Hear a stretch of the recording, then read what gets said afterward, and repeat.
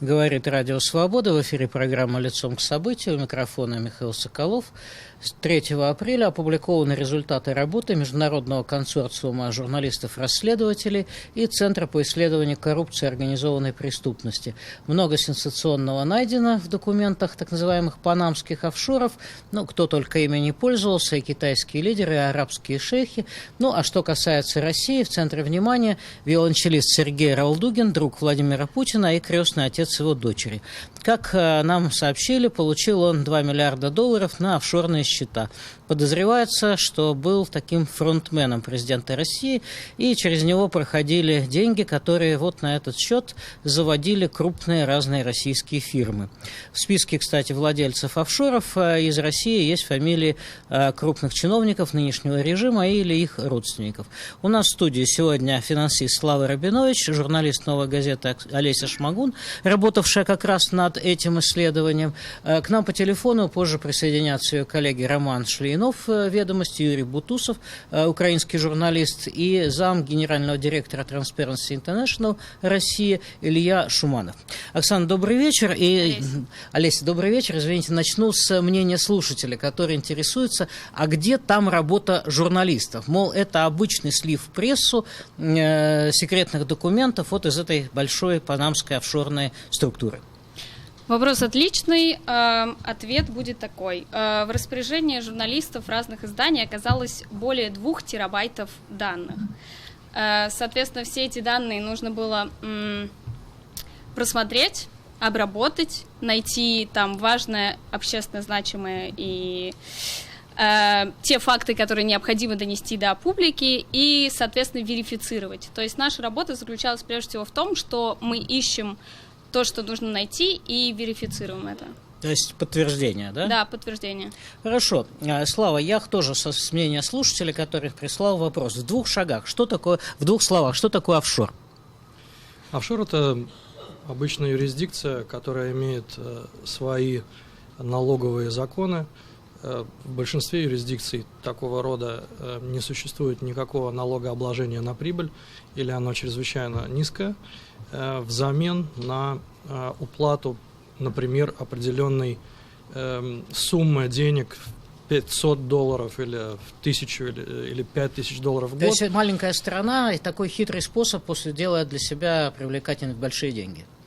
Можно так сказать, да, но офшоры на самом деле легальные, и офшорные юрисдикции, они не противозаконные. Это ничего не имеет общего с отмыванием. А в чем хитрость тогда? То есть это действует уже не личность, а действует какая-то компания, неизвестно, кто ее владелец, правильно? Но опять-таки при современных законах международных и при современных требованиях к антикоррупционным законодательствам всего развитых стран мира и к законодательству по борьбе с отмыванием денег, большинство так называемых белых офшоров, или, как их называют среди финансистов на жаргоне, кошерных юрисдикций, в них законодательство по отмывке денег, по идентификации конечных бенефициаров примерно такое же, как в развитых странах из, скажем, Большой Семерки. Просто это легальный бизнес, и не обязательно, он совершенно не обязательно означает уход от налогов даже, не говоря уже об отмывании денег. Но в этих юрисдикциях могут совершаться эти противоправные действия. Хорошо. Еще один вопрос нашей коллеге. Скажите, пожалуйста, Оксана, Олеся, что же происходит с этими деньгами? Вот, предположим, приходят деньги из России на счет некого человека, да? Почему делается вывод, что этот человек связан с президентом России? Не очень поняла вопрос. Например, что можно юридически инкриминировать Владимиру Путину? Человек пишет тоже. Разумеется, ситуация, когда на счета скромного виолончелиста скидывают миллиарды, весьма подозрительна. Но подозрение не есть доказательство вины человека, чьих подписей нет ни на одном документе. Могу сказать, что мы не правоохранительные органы, мы не суд, чтобы доказать преступление, вынести решение о наказании. у нас есть информация о счетах скромного музыканта, как вы правильно заметили, который подчеркивал в разных интервью, что он, в отличие от других знакомых и друзей президента Владимира Путина, не оперирует миллионами и не зарабатывает миллиарды. Да? И мы видим, что это не совсем так, это не так. Мы видим, что он зарабатывает, через его счета проходят огромные средства, что он контролирует что он контролирует огромный бизнес в России, разные крупные активы, и это вызывает очень большие вопросы. Но подчеркиваю, да, в документах, которые мы видели, нет подписи президента. Это правда. Можно еще? Да, я добавлю. Да, пожалуйста, Слава. Значит, в начале 2000-х годов, когда Владимир Путин стал президентом, вышла книга, которая называлась «От первого лица. Разговоры с Владимиром Путиным». С авторами там выступали достаточно знаменитые теперь люди, в том числе госпожа Тимакова. И в этой книге Сергей Ралдугин указывался как ближайший друг Путина, на самом деле, который познакомил Владимира Путина с его будущей женой Людмилой. И Сергей Ралдугин там также описывается как и крестный отец старшей дочери Путина. Когда же документы поступили в The Deutsche Zeitung, то при ближайшем рассмотрении оказалось, что на практически всех документах, которые составлял Ралдугин или его доверенные лица, то есть юристы, на открытие счетов, в этих заполняемых формах были конкретные вопросы. Если среди ваших там, членов семьи или друзей так называемые politically exposed persons, то есть политически зависимые лица, или, как они называются аббревиатурно, PEP, или по-русски мы их зовем ПЕПами. Так вот, он там написал, что нет, и точно так же его доверенные лица писали, что нет. Это первый уровень лжи, который, конечно же, будет первым уровнем доказательств, вещественных доказательств в суде. Кроме этого, достаточно посмотреть на совершенно чудовищная форма того, что, я уверен, будет в суде доказано как отмывание денег, потому что типы транзакций, в которых участвовали компании Ралдугина, занимались то, чем я гарантирую, будет признано как астрономических масштабов отмывания денег. Например, компания получает кредит ничем не гарантированный от дочки ВТБ, и этот кредит не отдается. Или же компания берет кредит и потом ей прощают за $1. Или же компания покупает какие-то акции, например, грубо говоря, за $1, а продает их на следующий день за $25 миллионов. Или же компания входит в договор купли-продажи каких-либо акций, а одновременно с этим подписывается договор о расторжении вот этого договора купли-продажи, то есть сделка отменяется. И в первом договоре существуют условия штрафных санкций, если эта компания такую сделку отменяет. И штрафные санкции тоже чудовищных размеров, которые идут в компанию Ралдугина. Это только лишь небольшой список из всех тех транзакций, которые описаны там. И это, поверьте мне, это будет доказано в суде, что это чистая отмывочная. К нам по телефону должен присоединиться Илья Шуманов, представитель Transparency International. Я хотел спросить, вот как, с вашей точки зрения, юридически выглядят подобные сделки, акции, так сказать, есть вот такой приятный человек, играет на виолончели, да, заведует там консерваторией сейчас. Ну, а вот юридически в этой консерватории что следовало бы поправить? Ну, я не являюсь финансовым экспертом, это, вот, наверное, господину Рабиновичу, да.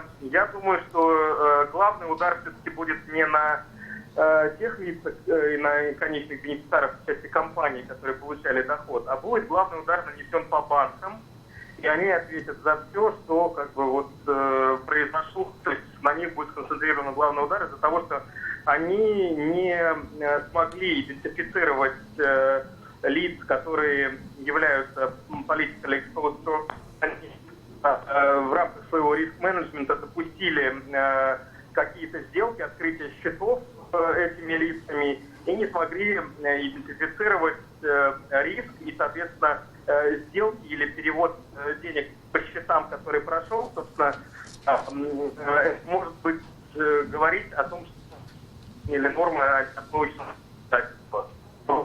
Это сделать, которое Да, ну то есть, в общем, понятно, то есть пострадают банки, а людям, которые вот занимались этими сделками, все бы ничего. Вот еще один вопрос, вот это заявление господина Ротенберга. Он сказал, что он предоставлял кредит офшор, связанного с музыкантом Сергеем Радугиным, близким другом президента России Владимира Путина, на коммерческих условиях. Вот у вас есть такое ощущение, Леся, что это коммерческие сделки? Как относиться к таким попыткам защитить действительно репутацию человека и так далее? У нас есть стойкое ощущение, что большинство сделок, которые связаны с компаниями господина Радугина, они не вписываются в представление о том, как ведется коммерческая деятельность в принципе. Вот долгами, которые давал его компаниям Ротенберг, занимался мой коллега Рома Анин. Поэтому, к сожалению, я сейчас точно не вспомню те проценты и те условия, на которых они выдавались, да. Но я видела... А вы чем занимались? Чьими долгами? Ну, компания Sandalwood, например, вот все эти многочисленные передачи долгов от одного субъекта к другому, переход права требовать долг за $1 на 4 миллиарда рублей. Все эти документы я видела, собственными глазами, да, они прошли через мои руки, и вот эти сделки не вписываются в то, что можно назвать коммерческими сделками. Те долги, которые выдавали в пользу Сандалвуда банк, дочка Государственного банка ВТБ, они тоже их нельзя, мы не можем их назвать, вернее, даже я скажу честнее, да, эксперты не называют их коммерческими. Мы говорили с экспертами из разных стран, которые утверждают, что все эти долги можно назвать по меньшей мере подозрительными. Вот интересная история, Слава, это курорт Игора, да, там часть денег, они же не только получались, они ведь и тратились. И вот часть денег из офшора была потрачена на покупку земли этого курорта, где, кстати, праздновали свадьбу госпожа Тихонова, как утверждается многими, дочь Владимира Путина, и Кирилл Шамалов, и на резиденцию дача Винтер. Это все на Карельском перешейке. Я знаю, что вы большой любитель этих мест. Что это такое? По абсолютному случайному стечению обстоятельств моя дача находится на том же озере, что и кооператив «Озеро». Кооператив «Озеро» находится на южном берегу озера Комсомольское, а моя дача находится на северном берегу. Это достаточно большое озеро, 15 километров длиной, поэтому те, кто из кооператива «Озеро» читают то, что я пишу на Фейсбуке, они, наверное, не подозревают, что некоторые посты пишутся прямо вот с другого берега. Вот этот горнолыжный курорт Игора строился на моих глазах. Он находится примерно в 70 километрах к северу от Санкт-Петербурга по Приозерскому шоссе, и я его каждый раз проезжаю, когда езжу на свою дачу. Интересно то, что в округе с начала 2000-х, или вернее с середины 2000-х, наверное, люди говорили, это вот строится для Путина, Путин хозяин, деньги дал Мордашов, и, в общем-то, никто это не подвергал никогда никакому сомнению с точки зрения народной мудрости и слухов. Это Мордашов строит для Путина. А теперь у нас есть доказательства, что Мордашов действительно давал деньги только вроде бы не Путину, а вот музыканту. Да, собственно говоря, все сходится. Кроме подписи Путина. А музыкант является фронтменом. Но подпись Путина здесь, поверьте, опять, я как эксперт в этом отношении, при судебных разбирательствах по поводу обвинений в отмывании денег, подпись Путина не будет нужна. Радугин будет признан фронтменом Путина. А в каком суде? В Панамском? Вы знаете, я думаю, что мы смотрим на огромное количество юрисдикций. панамская юрисдикция в том числе. Но дело в том, что деньги, если мы говорим об американских долларах, они всегда проходят через так называемые корреспондентские счета. В случае американской валюты они проходят через американские банки, через корреспондентские счета там. Даже если деньги переходят из, например, Панамы на Кипр, они все равно идут через Америку. И, соответственно, отмывание долларов – это преступление в США. Да, это интересно. Давайте еще раз Илью Шуманова тогда подключим, если нам слышно все будет хорошо. Вопрос все-таки такой, действительно, вот кто может заняться на юридическом уровне расследованием всей этой очень сложной истории? Ну, на мой взгляд, сейчас трудно сказать, кто же все-таки может заняться этой историей, потому что всегда идет речь о не просто каком-то наднациональном органе, а идет речь о преступлении в конкретной юрисдикции, которая касается конкретного государства. Да? То есть, если это Швейцария, то это, значит, это правоохранительные органы Швейцарии. Значит, если это Панама, то, значит, панамские правоохранители. Я думаю, что по этому случаю или по этим кейсам может быть какая-то создана быть межгосударственная группа, которая могла бы заняться расследованием историй, когда участвует несколько юрисдикций в сделках, которые имеют признаки отмывания денежных средств, либо коррупции. Вот. Значит, и еще мне кажется, что однозначно, если вовлечены компании и банки, которые имеют которые торгуются на фондовых рынках, в частности в Великобритании и в Соединенных Штатах Америки, то к таким банкам может быть применено законодательство антикоррупционное. В том случае, если подтвердится эти нарушения и будут признаки коррупционных каких-то событий, в частности Foreign Corruption Practice Act и UK Bribery Act. То есть это трансграничное законодательство антикоррупционное, которое будет касаться именно людей, которые вовлечены были в сделки в связи с исполнением функций управления в банковской среде. Хорошо, у меня вопрос, коллеги, еще один. Значит, скажите, пожалуйста, вот вы, наверное, слышали комментарий господина Пескова, пресс-секретаря Владимира Путина. Да. Его, так сказать, версия, что это заговор против России с целью дестабилизации ситуации перед выборами, перед парламентскими выборами, перед президентскими выборами. Вопрос в лоб. Вы ставили такую задачу? Нет, такой задачи у нас не было. К таким комментариям мы готовы. Наверное, именно этого мы ожидали услышать. Это его позиция была с самого начала. Еще неделю назад он вот так с широкого плеча прорекламировал наш материал, когда он еще не был опубликован. Но что важно сказать? Это расследование международное. Еще раз повторю, в него вовлечены были около 400 журналистов из более чем 70 стран.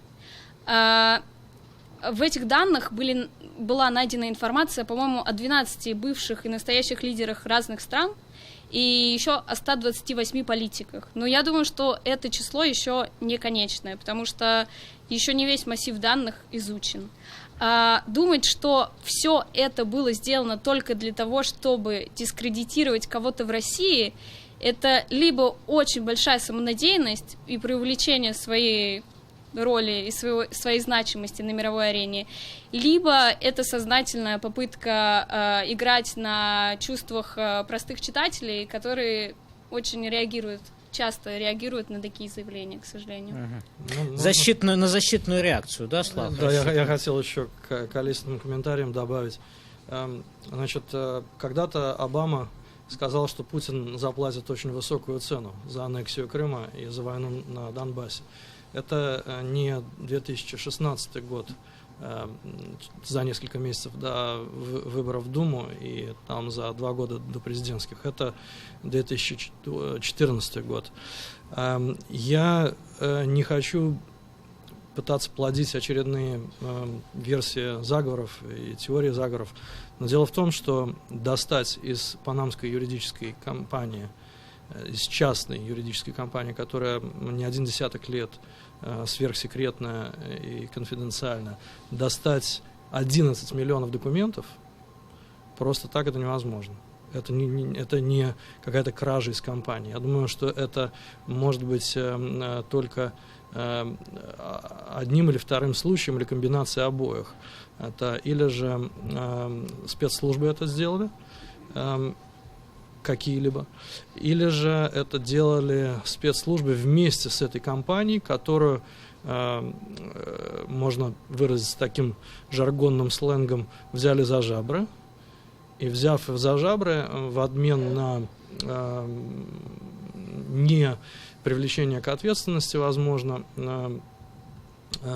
из этой компании вынули. Вы понимаете, что такое 11 миллионов документов? Это... Ну хорошо, это Олеся только что сказала, большой, сколько это терабайтов. большой жесткий диск. Вот его вынули и принесли. Да, может да. быть, кто-то обиделся, может быть, кто-то продал эту информацию. Да, Я вот не очень верю и сразу было дано в 109 разных организаций СМИ в 76 странах. А сколько времени было расследование? Во-первых, можно я кратко прокомментирую да. то, что вы сказали? Мне очень интересно узнать, как вы думаете, спецслужбы какой страны это сделали, если одновременно мы опубликовали информацию, например, о близком друге Владимира Владимировича Путина, и одновременно наши украинские коллеги расследовали историю про президента Украины Петра Порошенко. За вами стоят Ротшильды и мировая закулиса. Подождите, нет, Да, я же говорил не о... Я уже читал, да? Ротшильды, мировая закулиса. Я же говорил не о вашем расследовании, я говорил о документах, на основании которых вы делали это расследование. Тем не менее, где вы взяли 11 миллионов документов? Эти данные, они в чем... Ну их кто-то достал, кто-то Новый их Сноуден, дал? да? Кто-то достал. Как вы думаете, кто? Вы знаете, я предпочитаю на эту тему не спекулировать, прежде всего потому, что я думаю, что в конкретном случае это не самый важный вопрос, который мы сейчас должны задавать. Возможно, но... У нас есть масштабный набор документов, который показывает не какую-то одну страну и, так скажем, не какую-то одну сторону. А вот, систему, да? Так скажем, да.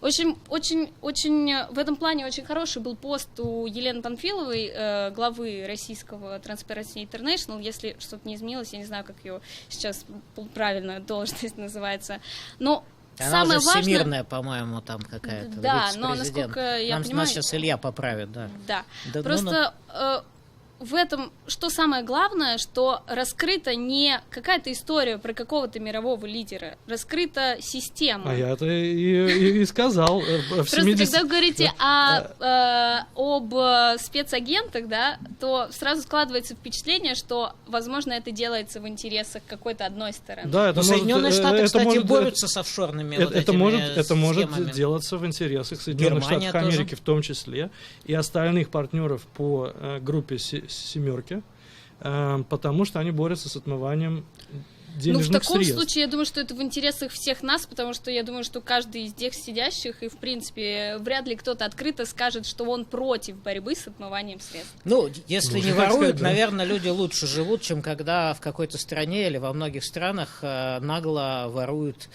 казенные деньги или берут взятки, потому что я не юрист, но у меня ощущение такое, что все это вот когда там какие-то коммерческие фирмы дают другу крупного государственного деятеля деньги на таких условиях, все это очень похоже на какое не просто на отмывание, но еще и на взяточничество. Я не знаю, вот что Илья скажет нам. Илья, как вы думаете?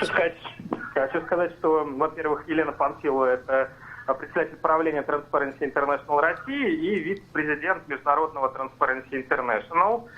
Значит, хочу сказать, что появилась информация буквально 2 часа назад на одном из сайтов стран Карибского бассейна относительно того, откуда же все-таки эти данные утекли. И, собственно, там никаких нету спецслужб, есть ревность или обида женской половины человечества на мужскую, и вот неудачная какая-то или любовь, или там разочарование в мужчине. В общем, латиноамериканская история такая яркая, да? Да. Любовь и месть. Поэтому тут Барака Обаму можно, конечно, винить, но можно и все-таки более банальные какие-то объяснения найти, простые. Значит, что касается, а вот непосредственно сам вопрос, в чем заключался? То есть, вопрос заключался, есть ли там уголовная составляющая, кроме вот того, что мы сказали, отмывания денег? уголовная составляющая, кроме отмывания денег. Я думаю, что это будет расследоваться еще и вопрос приобретения акций компаний или, может быть, манипулирования рынком. Это возможно в том случае, если коммерческие компании зарегистрированы не в тех юрисдикциях, где власти не заинтересованы, а где власти заинтересованы. В частности, я уже называл Великобританию и Соединенные Штаты Америки. Вот. И я думаю, что пойдет все-таки волна оценки, скажем так, появления имущества, законного происхождения имущества. Во многих странах ратифицирована статья 20 Конвенции ООН о противодействии коррупции, в частности, незаконное обогащение. И, собственно, по этим вопросам, я думаю, есть некая перспектива, несмотря на то, что эти случаи касаются grand corruption, то есть случаев коррупции высокопоставленных должностных лиц. То есть по уровню средних должностных лиц, по уровню, скажем так, чиновников не самого первого ранга, это возможно и же в ближайшей перспективе какой-то. Ну да, вот мы сидим, Алексей Улюкаев тут говорит, что я не понимаю механизмы и характер тех информационных всплесков, которые есть. Мое имя не имеет никакого отношения к этим мероприятиям. Я подаю соответствующие декларации. Что там, он, когда был зампредом Центробанка, значит, офшоркой какой-то владел, да? Дело в том, что на самом деле мы не знаем информацию, и владел он или не владел, потому что эта информация находится в закрытой части декларации о доходах и имуществе, и она известна только тем людям, кто контролирует эти сведения внутри системы. То есть раньше можно было, да, как бы иметь офшор и быть чиновником? На самом деле не запрещено владение офшором как факт. Вопрос, если ты являешься непосредственно директором этого офшора, это является нарушением. И если это офшор, например, представляет собой акционерное общество, то тогда, собственно, владение акциями тоже как бы влечет за собой определенную, как бы, с точки зрения российского законодательства, негативные последствия, поскольку гражданам Российской Федерации, занимающие должности государственной гражданской службы и являющиеся депутатами, им запрещено владеть иностранными финансовыми инструментами. Но это не криминальные какие-то последствия, это последствия, которые связаны с увольнением с занимаемой должности этих лиц, а уголовной перспективы у этих событий нету. Да, но я просто на всякий случай, может быть, многие не знают, перечислю, что в числе засветившихся в разных операциях с офшорами депутаты Думы Звагельский и Слепенчук, губернаторы Дубровский и Турчак, вице-мэр Москвы Лексутов, родня председателя Совета Безопасности Патрушева, главы Ростеха Чемизова, зама министра внутренних дел Зубова, член Совета Федерации Геремеева, кстати говоря, того самого, который как-то вот имя иногда упоминают в связи с гибелью Бориса Немцова, да, и жена министра экономики Улюкаева. Ну вот, а какие-то серьезные... Они все утверждают, что они это все там что-то такое мутили, те, кто говорят, правда, до запрета. А у вас какие-то претензии есть серьезные к ним? Такие, чтобы сказать, все, увольте вот этого министра.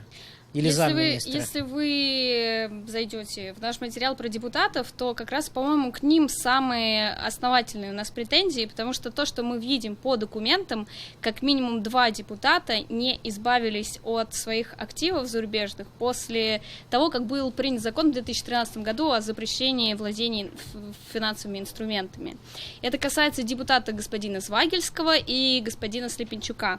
И с обоими из них я лично разговаривала, и они оба утверждают, что сделали все, чтобы избавиться от своих активов. Но они никак от них не отлипают, эти активы. Да, тут дело в том, что в принципе, если так посмотреть на это, да, с разных сторон, в принципе, мы знаем, что регистрационные агенты в офшорных юрисдикциях не всегда очень аккуратно ведут отчетность, да, но в то же время мы неоднократно проверяли документы, потому что это очень серьезное заявление, и мы старались, у нас есть очень серьезные процедуры факт-чекинга, да, и мы доказывали своим факт-чекерам, что документы у нас на руках. И вот что касается господина Слепенчука, у меня есть письма 2013 и 2015 года от юристов, можно так, наверное, сказать, которые ведут дела от имени Слепенчука, которые и в 2013 и в 2015 году подтверждают, что он является beneficiary owner, то есть конечным собственником этой компании. И в доказательство они прилагают его документ, его паспорт от 2011 года. Соответственно, я думаю, что дальше должны разбираться, видимо, компетентные органы, смотреть, действительно ли он предпринял все необходимые действия. То же самое касается депутата Звагельского. Да, хотел опять-таки кое-какие комментарии, в том числе к вашим комментариям, Олеся. Дело в том, что достаточно сейчас 146 миллионам россиян посмотреть на YouTube полное выступление Владимира Путина в послании к Федеральному собранию от декабря 2013 года, в той части, где он впервые объявил о законе о деофшоризации. В этой части он говорил, в принципе, офшоры не запрещены, но если вы ведете свою деятельность в офшорах, вы должны облагаться налогом здесь, поэтому деньги сюда. И он это говорил в таком распальцованном тоне, почти что сбиваясь на вот такой вот достаточно блатной жаргон. После этого законодатели в срочном порядке начали разрабатывать это так называемое законодательство по деофшоризации, которое привело в панику не только всех бизнесменов в России, но и всех специалистов, включая 4 самых главных аудиторских и налоговых компаний в мире, которые здесь консультируют многих из этих бизнесменов, из этих компаний, и из бенефициаров этих многих компаний. Поэтому господин Путин, призвав в 2013 году к деофшоризации страны, сделав абсолютно кривое законодательство по деофшоризации, которое фактически разрушает сейчас бизнес в стране по многим причинам, которые являются отдельной историей, он вот этой истории, которая началась вчера, подает замечательный пример всему российскому народу и всему собранию честных бизнесменов, которые не могут иметь офшорные компании, и они должны быть деофшоризованы. А вот Владимир Путин со своими друзьями, с Ралдугиным и так далее, Ротенбергом и Ковальчуком, они могут. Причем могут в таких размерах, которые никто на самом деле не знает. Мы фактически, наверное, сейчас живем при вскрытии только одного общака, выражаясь тоже их жаргоном, а таких, наверное, 20 или 40 общаков. И это не единственное, что у них есть. По некоторым оценкам, состояние Путина вот таким вот кривым, фронтирующим образом оценивается кем-то в 40 миллиардов долларов. Билл Браудер думает, что это порядка 200 миллиардов долларов. Кто больше? Ну, вполне можно допустить, если Путин имеет через теневые структуры, вот, при помощи фронтов, так называемых, доля в большинстве больших российских компаний, если он действительно владеет теневым образом огромной частью Сургутнефтегаза, с его огромной подушкой денежной. Конечно, там 27 миллиардов что-то долларов. Называли, долларов. Да. Если он владеет частями «Газпрома», Роснефти, не говоря уже о таких вещах, как КАМАЗ и так далее, то он... КАМАЗ теперь есть доказательства, что Ралдугин имеет к этому отношение. Да, у Билла Браудера есть доказательства по поводу того, что Сургутнефтегаз, в общем-то, его. Вот, поэтому он таки может являться самым богатым человеком на Земле, просто вот в таком исчислении. Но я сомневаюсь, что он после всего этого сможет когда-либо воспользоваться своими богатствами. Мало того, я лично считаю, что международная история для Владимира Путина закончилась вчера. Не выездной, что ли? Я думаю, что он будет, скорее всего, не выездным. Хорошо, давайте мы посмотрим и послушаем опрос наших москвичей, что они думают о состоянии Владимира Путина. Пожалуйста. Верите ли вы в сообщения прессы о 2-миллиардных панамских счетах Путина? Нет. Почему не верите? Потому что СМИ нельзя верить на 100%. Мало ли что говорят. Скорее да, чем нет. Почему скорее да? Ну, потому что ситуация в стране такая. Нет, не верю, потому что я по новостям читала, что готовился информационный сброс против Путина. Мне нечего на это ответить. Мне все равно. Возможно, это и правда, возможно, и нет. Я спорить не буду. Я далека от политики. Я не думаю, что у Владимира Владимировича такие деньги. И какой смысл на эти деньги? Что с этими деньгами делать? Я не верю, не верю. Я никаких эмоций не испытываю. Сложно вообще представить даже самую такую цифру. Но почему бы и нет? Да все что угодно может быть на самом деле. Мы же половину не знаем, что происходит у нас в стране вообще. Зачем воровать? У него целое государство к услугам. Зачем? Прежде чем поверить, нужно проверить, а проверить мы не можем. Я считаю, что это провокация даже со стороны нашего, может быть, правительства. Так вот сделать перед выборами Путину вот такой подарок. Я, в принципе, верю. Думаю, это вполне возможно, честно говоря. Я, на самом деле, уже читал ленту, видел много шуток по этому поводу. Я надеюсь, хотя бы эта история пойдет дальше, и какие-то будут последствия. Это же очевидно. Нет, я на самом деле никому не верю. Ну, в первую очередь Путину, а во вторую самому себе. Думаете, нет у него этих 2 миллиардов, и это все врут назад? Есть. Конечно, есть. Это же, черт подери, очевидно. Потому что у него и так, по данным Wikileaks, у него состояние 40 миллиардов. Что, вата? Ты, вата ходящая, Ну вот видите, разные мнения, в том числе и такие веселые. А я не знаю, нужно ли нам веселиться или не очень. 2 миллиарда долларов, как Юлия Мучник посчитала быстренько про свою Томскую область, это 2,5 годовых бюджета этого небедного региона, между прочим. Сколько таких вот офшорок, действительно, Слава сказал, мы же не знаем, но вот хочется понять теперь, а каков может быть политический эффект? Вы на что надеетесь? Я хотела бы снова подчеркнуть, что мы смотрим не на конкретного человека, который прячет свое богатство в офшорах. Мы смотрим на систему, которая действует в интересах не всегда честных людей, так скажем, да, и на самом деле на эту тему есть очень хороший ролик, который сделал ICIJ, который, собственно, получил все документы, о жертвах, так скажем, о том, кто страдает от того, что происходит в офшорах. И они там говорят, на самом деле, наши коллеги по всему миру нашли же там людей, связанных с террористами, связанных с наркокартелями в Мексике. В Америке очень много наши коллеги видели людей, связанных с преступными сообществами.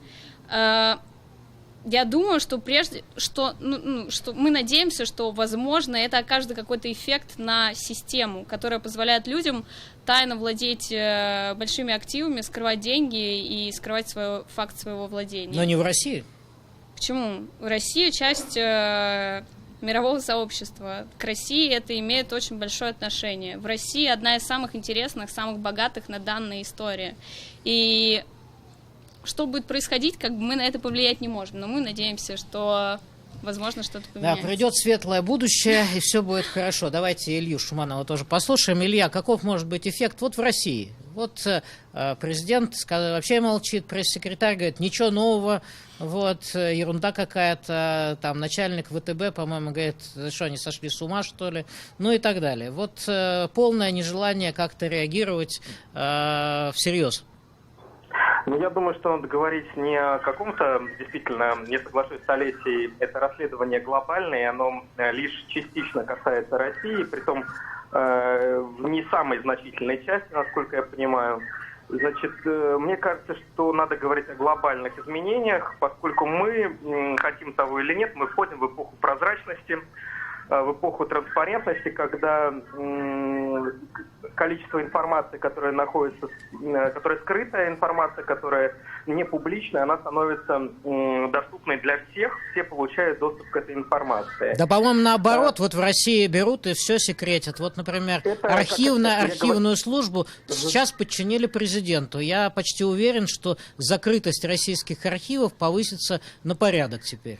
Я говорю о том, что мы, в этом случае Россия идет против тренда, а обычно те государства, которые идут вразрез с общим трендом, они оказываются на периферии, на обочине, в том числе экономического прогресса.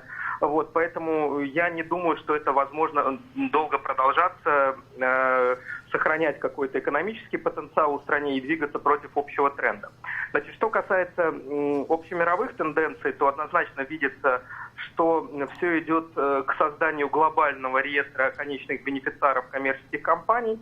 Вот, об этом вчера, собственно, сообщил в Твиттере наш президент Transparency International Хосе Угас. Вот, он написал, что это Panama Gate или Panama Papers еще раз показывает о том, что этот реестр рано или поздно будет создан. Собственно, первые шаги к этому уже сделаны. Великобритания уже в этом году, собственно, заявила о том, что она раскрывает информацию о конечных бенефициарах коммерческих компаний не только в Великобритании, но и в смежных юрисдикциях, которые находятся под короной Великобритании, в частности, Британские Виргинские острова, где офшоры, собственно, ключевые были зарегистрированы в непосредственное расследование, которое мы сегодня обсуждаем. Вот. И я думаю, что рано или поздно, и, соответственно, Европа движется по этому же пути, идет обсуждение, и уже какие-то конкретные шаги сделаны для создания такого публичного реестра конечных бенефициаров коммерческих компаний. Вот. Все рано или поздно придет к тому, что мы сможем в 2 клика посмотреть, кто владеет той или иной коммерческой компанией, кто выгодоприобретатель. Значит, это Панама, это ключевой офшорный узел, по нему был нанесен один из самых больших ударов, самых мощных. То есть даже утечки из Люксембургского банка, даже утечки, которые прошли с BVI, они были значительно меньше. И на текущий момент можно говорить о том, что этот офшорный узел находится под угрозой. Я думаю, что будет в ближайшем времени мы увидим, скажем так, аннулирование статуса офшорной зоны в Панаме, то есть и Панама превратится в обычную юрисдикцию. Примерно так же произошло с рядом других, скажем так, стран, которые попали под критику международного сообщества. Понятно. Ну, Панама будет жить лучше, а вот как все-таки будет жить Россия? Кстати, Франция тоже объявила о начале расследования сейчас случаев отмывания денег, и президент Франсуа Олланд приветствует публикацию документов. Я вас поздравляю. Может быть, орден почетного легиона получите. Слава, я хотел к вам тогда обратиться. Вы еще не высказались о политических последствиях. Ну, вы там пишете с большим оптимизмом у себя в блоге, что вот теперь это не остановить, с ними разберутся и так далее. На чем основана такая уверенность, что с Путиным разберутся и с его друзьями, которые на виолончелях играют? Здесь процесс не будет идти из России, и он не будет, то, что называется, драйвиться Россией или российскими какими-то органами. Это международное расследование, совершенно правильно говорит Олеся и Илья. Илья, на самом деле, некоторое время назад начал вскрывать вот этот слоеный пирог Наполеон с перечнем преступлений, которые были совершены. Я думаю, что он его, может быть, на 1/3 только раскрыл, да? То есть там и фронтирование, там и отмывание денег, там и misrepresentation третьим лицам, то есть банкам, там использование, криминальное использование посредников. Например, вот Ротенберг, когда должен был давать какие-либо инструкции, его компания использовала посредническую юридическую фирму в Швейцарии, которая выступала от лица его компании и давала инструкции уже в Панаму. На самом деле там за одно место подвесят на крюк и эту швейцарскую юридическую фирму, в которой наверняка посредством ордера от суда будут обыски и выемка документов. А вот Россия-то что с того? Ну, подвесят там какую-нибудь швейцарскую фирму, кого-то закроют, во Франции кого-нибудь посадят, там вот какого-нибудь футболиста знаменитого. Ну, сейчас, одну секундочку. Вот, например, я просто сейчас перечисляю факты, да, например, Ротенберг получил контракт на $40 миллиардов на постройку газопровода. В это же самое время компания Ротенберга дает некоммерческий кредит компании Ралдугина на почти $250 миллиарда, на 230 с лишним миллионов долларов. Вот это все подпадает под огромное количество антиотмывочных, антикоррупционных международных законодательств, включая, конечно же, пересылку долларов, электронным образом через банковские счета в США путем корреспондентских счетов. А что это значит для России, мы пока что, к сожалению, не знаем и вряд ли узнаем в очень таком краткосрочном сроке. Почему? Потому что Владимир Путин фактически уничтожил российское государство в качестве государственности, сделав его не в соответствии с Российской Конституцией. Уничтожены независимые ветви власти. И даже не говоря о том, что у нас нет независимой судебной ветви власти и независимой законодательной, у нас даже исполнительная ветвь власти узурпирована одним человеком, который на самом деле уничтожил еще и институты выборов и институты сменяемости власти. Поэтому никто из нас не знает при разрушении всех этих институтов, включая институт сменяемости власти, что теперь будет. Никто не может предсказать сценарий, каким образом эта власть будет сменена. Но в принципе в более или менее нормальном мире Владимир Путин сегодня наверняка был бы в наручниках. Роман Шлинов к нам подсоединился, опоздавший, но я все-таки хочу тогда задать тот вопрос, который я уже задавал вашей коллеге по поводу Ротенбергов. Что там они накуролесили-то с этими счетами? Ну, дело в том, что Ротенберги здесь мало интересны. Кто самый интересный-то? Они могут делать со своими счетами все, что угодно. Они формально хоть и друзья Путина, но они сами бизнесмены, и мы, по крайней мере, можем видеть их активы. Да, то, что их компании предоставляли кредиты, возможно, невозвратные кредиты компаниям господина Ралдугина, это, в общем, не главная беда во всей этой истории. Во всей этой истории главное это то, что человек, на которого были повешены достаточно тяжелые окологосударственные активы, которому были предоставлены деньги достаточно большие деньги, 650 миллионов долларов, кредитная линия, да, выделена. Да, не все он выбрал, но тем не менее она была выделена окологосударственным банком. Так вот, этот человек оказался вовсе не предпринимателем. Да? Если раньше, когда говорили о друзьях Владимира Владимировича, как о тех, кто хранит некие его активы или может хранить некие его активы, они все говорили, да нет, это предприниматели. Смотрите, Тимченко занимался бизнесом еще в какие-то там давние времена. Ротенберги тоже занимаются бизнесом достаточно крупным. Ковальчуки имеют крупный банк. Но вот здесь мы имеем историю, когда человек, не связанный вообще ни с каким бизнесом, человек, который музыкант, культурный деятель, дирижер, оказывается обладателем активов очень больших. И тут возникает естественный вопрос. А не является ли он всего лишь держателем этих активов для Владимира Владимировича Путина? А докажите. Потому что... Да, алло. А вы можете это доказать? Или убедительно нам доказать объяснить? Это невозможно, поскольку Владимир Владимирович Путин нигде не оставляет подписи, это понятно. Да, у него очень хорошая подготовка. И не отбрасывает тени. Никогда... Что? И не отбрасывает тени, помните Булгакова? Ну, не оставляет он подписи и имеет на это право, да. Но дело в том, что раньше вот мы видели круг его знакомых, которые предприниматели, а здесь знакомые, которые предпринимателем не являются, даже, возможно, не знают об этих компаниях. Но у него же 3% акций Банка России великого. Да, но он не предприниматель при этом, он простой акционер. А в остальном он ничего не знает. Или может не знать. По крайней мере, когда к нему обращались из «Новой газеты», да, с вопросом внезапным. Объясните что-то, вот что это такое за компания.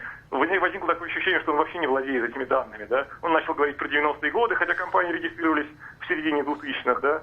Но он же что-то подписывает, наверное, да? Что? Есть какие-то подписи его, да? Да. Есть подписи, да? В этих бумагах есть его подписи. Эти компании обслуживаются лицами, которые указывают его в качестве бенефициарного владельца этих компаний. Да, но тем не менее он об этом... Такое ощущение, что может и не знать. Роман, Роман, это Слава Рубинович, а что будет, если Сергея Ралдугина поставить под присягой в Высоком суде Лондона или в... Да ничего не будет, я думаю, что до этого не дойдет. Ну, значит, он не выездной. Ну, я не знаю, может быть, он выездной и будет выездным, но я думаю, что не дойдет ни до какого высокого суда, потому что нет для этого повода. Для того, чтобы был высокий лондонский суд, нужно, чтобы правоохранительные органы или здесь взялись доказывать, что эти деньги были какого-то странного происхождения или еще что-то. А как он объяснит, объяснит происхождение своих средств? Я вам гарантирую, что следствие по обвинением в отмывке грандиозных средств будет начато, и Ралдугин будет абсолютно в центре этого расследования. Но мы видим по всем прочим примерам, да, такое расследование можно проводить только если Россия источником средств которых является, да, будет помогать в этом расследовании. Во всех прочих случаях такие расследования, как правило, разваливаются, да, без помощи, потому что нужно доказывать, что эти средства имели криминальное происхождение. Если в России это не будет показано, если Россия не будет здесь взаимодействовать, то никакого шанса доказать это во внешней среде не существует. Всегда скажут, где-то деньги от легальных операций, что вы к нам пристали. Послушайте, Ралдугин не будет в суде в качестве свидетеля. Ралдугин будет в суде в качестве обвиняемого. Так он же никуда не поедет. Значит, он не выездной. В эту вероятность, прямо скажем. Это маловероятный сценарий развития событий. Хорошо, Илья, тоже короткий... Не поменяется только. Да, Илья, короткий тоже вопрос. Собственно, без российских властей, значит, это расследование застрянет. Да, абсолютно верно. Здесь я с Романом соглашусь на 100%, потому что большое количество было примеров. В частности, одно из самых легендарных дел уголовных Мобитекс, которое было в Швейцарии, когда в конце 90-х годов швейцарские прокуроры выявили систему, где коррупционным образом деньги изымались из российского бюджета и переводили в Швейцарию и Италию. Вот, и после того, как швейцарская прокуратура передала дело в Россию, для того, чтобы было все-таки инициировано уголовное дело, помимо швейцарского уголовного дела, в России это дело не пошло. То есть пришлось закрыть, соответственно, швейцарское дело, потому что с российской стороны сотрудничества никакого не было. И, собственно, я думаю, что если эта ситуация все-таки отбрасывает тень, вашими же словами скажу, на первое лицо государства, перспектив, конечно же, у такого дела в России никакого нет. На текущий момент точно. Олеся, нет перспектив? Может быть, на выборах сейчас все будут ходить и говорить, ну, Владимир Владимирович, расскажите всю правду. Ну, тут сложный вопрос. Я думаю, что так должно быть в нормальном обществе. Но для меня, например, уже большая радость, потому что вчера все ждали нашего расследования, и до того, как оно было опубликовано, несколько журналистов мне написали примерно одно. Вам не кажется, что ваше расследование слишком, так скажем, распиарено Песковым, а в итоге мы знаем, что там будет про офшоры? Кому интересны офшоры? Ну, друзья, кому интересны офшоры? В Исландии премьер-министр убегает от журналистов, которые задают ему вопросы про офшоры, потому что им это интересно. Но Песков тоже сегодня не торопился сообщать мнение властей. Хорошо, Слава, еще вопрос все-таки. Я просто закончу. Моя мысль была в том, что мне кажется, что вот этот тренд, который формировался, да, мы его как-то смогли переломить, и посмотрите, сегодня весь день говорят только об этом, и вдруг все-таки выяснилось, что всем интересны офшоры, если о них рассказывают вот так, как... Ну, послушайте, не нужны никакие перспективы этого дела в России. А что это нужно? дело будет рассматриваться в международных судах, международными органами. Где вы видите здесь российских игроков в этом деле? Кроме я боюсь одного, что власти начнут обострять какие-нибудь внешние факторы, наказывать пятую колонну, которая, как они выражаются, которая, там же они скажут, что это ЦРУ все устроило. Вот меня эта перспектива беспокоит. Здесь панамские компании, здесь швейцарские директора и всякие подставные юристы. Здесь дочка ВТБ, здесь, причем заграничная дочка ВТБ, и, кстати сказать, регулируемая. Здесь панамская юридическая компания, здесь огромное количество банков, которые оперировали этими банковскими счетами. Включая Сбербанк. Ну, то есть там банкиры пойдут под суд и в тюрьму, там пойдут под суд и в тюрьму директора номинальные. А здесь люди будут богатеть и радоваться жизни. Ну, скорее всего, они просто станут как минимум невыездными, но они будут в конечном итоге, наверное, на списке в Интерполе. Тоже интересная перспектива, но надеюсь, что обойдется, как говорится, без бомбежки Воронежа и всякой такой вот борьбы с оппозицией, что она выдала государственные тайны, там, не знаю, какие-нибудь спецфонды, которые прятались и прочее. Мы еще много всего смешного по этому поводу услышим. Я благодарю Славу Рабиновича, Романа Шлейнова, Олесю Шмагун и Илью Шуманова за участие в этой передаче. Вел ее Михаил Соколов. Но думаю, что господину Ралдугину сегодня будет плохо спаться. Всего доброго, до свидания.